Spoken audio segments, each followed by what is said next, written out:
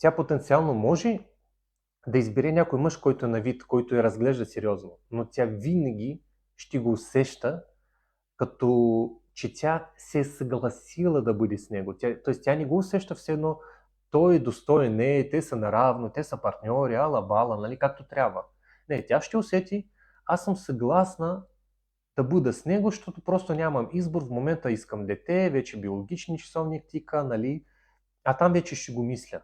И проблема е, че тя, ако не изпитва истинско желание към този мъж и го прави просто заради биологичния часовник, в секундата, в който получи детето, вече ни пука за съпруга. И ако тя получава интересни предложения по Инстаграм, отново какво се получава, разбирате. Няма какво да направим по този въпрос. За съжаление, просто ние сме прецакани, това е.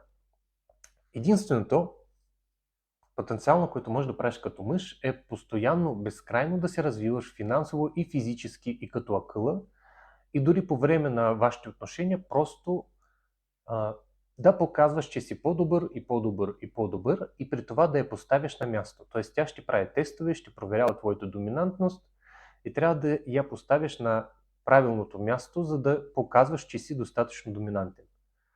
Защото каквото и да говорим, цялото привличане реално мъжко и женско си е абсолютно животинско нещо. Абсолютно животинско, върви си по инстинкти, върви си по определени правила, които са достатъчно известни.